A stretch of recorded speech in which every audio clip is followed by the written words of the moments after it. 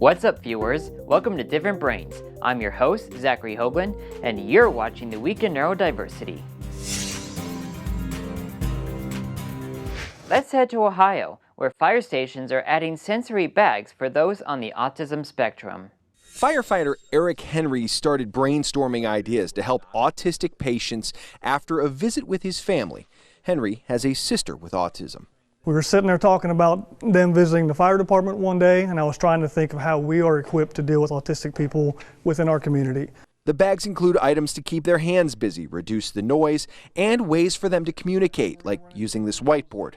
Any way that we can reach out and kind of make sure our guys are prepared when they come into a situation like this, it's a good thing. In Kentucky, veterans paid a visit to Down Syndrome of Louisville for Veterans Day.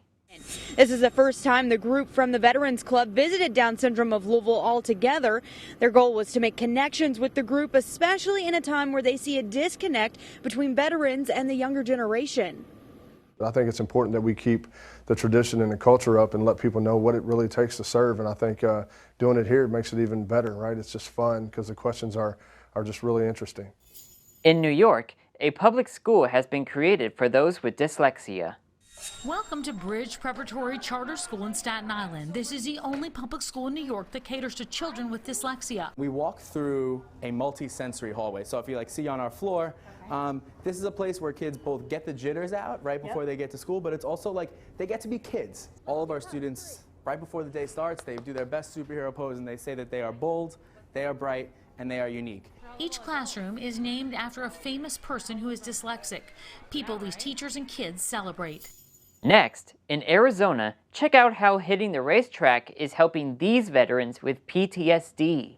The adrenaline aspect is something that all of us vets need because that's what we miss from being overseas. In the Vetdrenaline program, veterans are getting the adrenaline aspect through this, drifting.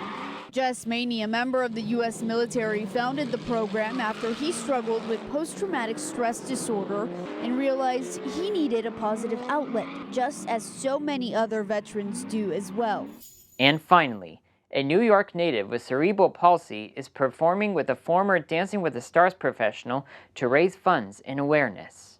Mayo Allanen has a lot of experience showing others how to dance. It's not as easy as it looks on TV. Just imagine what it was like for his current dance partner, Lauren Wallier, who has cerebral palsy. For someone with CP, it's like doing it with 100-pound cinder blocks on your arms and legs. Still, Lauren's dancing has won her countless titles. Now she and Mayo will show off just how far she's come.